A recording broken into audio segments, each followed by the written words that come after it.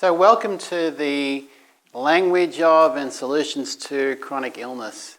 My name's David Corby and I'm very excited to be bringing this program to you. It sort of represents the culmination really of 20 years of research and clinical work that I've been putting together and teaching people, and it's wonderful to be able to bring this program to doctors in this country.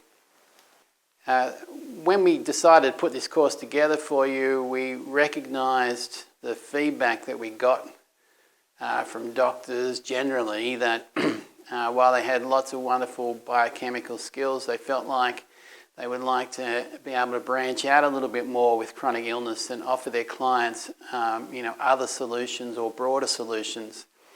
And it's not surprising, I know, and I'm sure you know, that chronic illness is predominantly a lifestyle, environment-based problem. Usually the genetic component is reasonably low or small. And in this area of chronic illness, there's some fantastic work coming out in Western medicine at the moment that helps us understand it so much better. So I'm referring there particularly to mitochondrial theory, which we're going to go through in more detail in some of the early videos. But also my big research interest is psychophysiology. It's always fascinated me how the mind and the body interact. My first foray into complementary medicine was through kinesiology, and then I became more and more interested in Chinese medicine, and in particular for this course we're going to pay a lot of attention to the Chinese medicine classics. Because unfortunately these days Chinese medicine is taught largely as a physical medicine, and I know in my master's degree I had only really about 5 minutes where we were discussing emotions, and it's such a shame because Chinese medicine in its roots was really a mind-body medicine.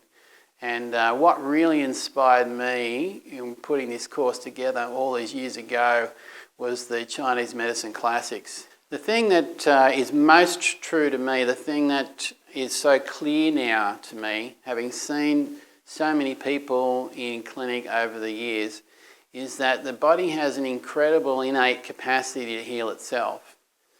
And to a large extent, whether I'm going to be successful with someone or not is really up to whether they're going to activate that innate healing capacity.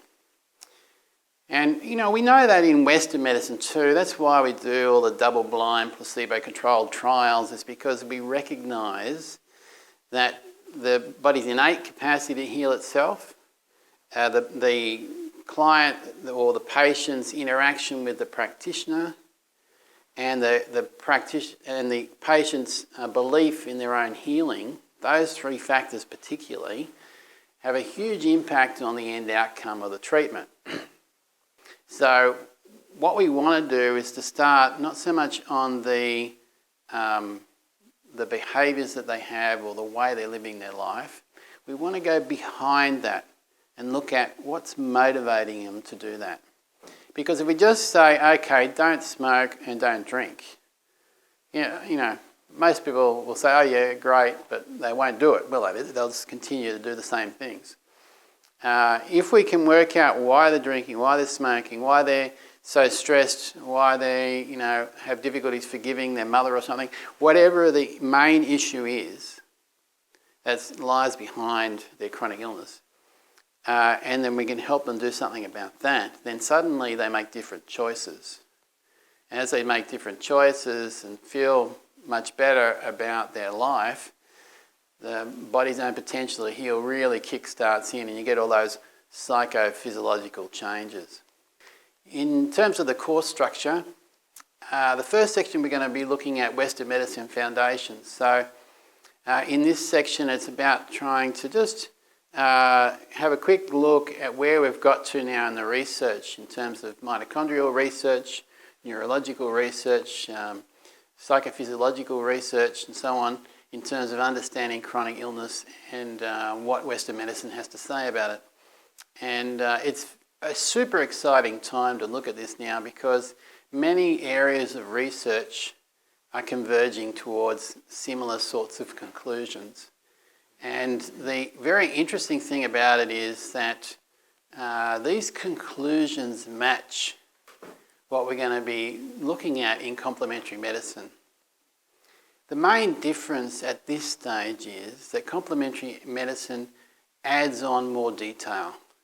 So when it comes to the impact of the mind on the body, we're starting to understand the physiology of that, but the specifics aren't really there yet in Western medicine. And then we're going to look at the emotional and behavioural patterns. And generally people find this fascinating, right? Because it not only teaches you about your own clients, but it'll teach you quite a lot about your own self. So that what we're looking at there is, okay, so we have these emotions. And in this section, section 3, we're going to look particularly at how the emotions create behavioural patterns. And I'm sure you'll find that fascinating.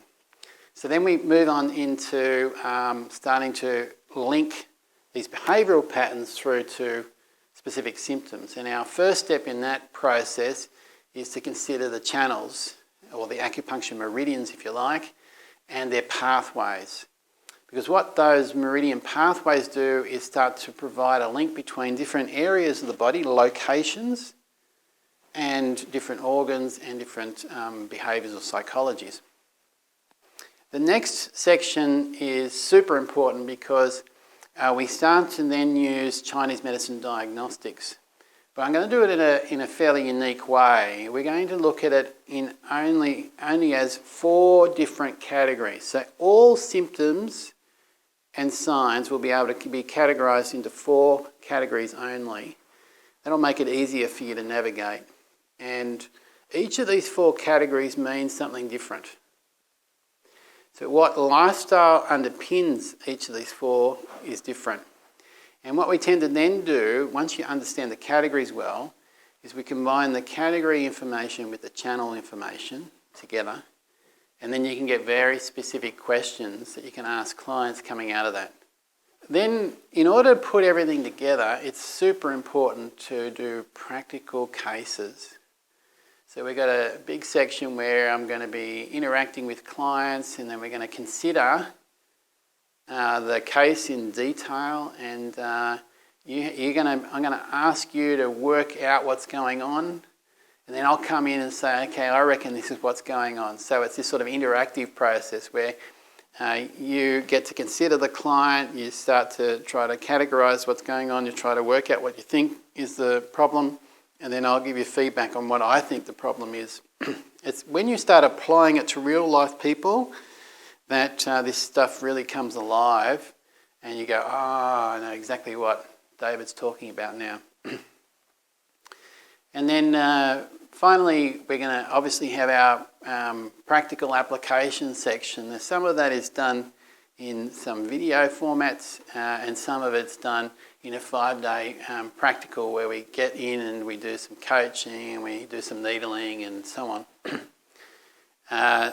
That practical application section is going to be really important because what I really want to happen out of this course is that you go out there and into your own clinics and really can make a big difference with your patients. And so you putting this stuff into practice is our key focus here with this course.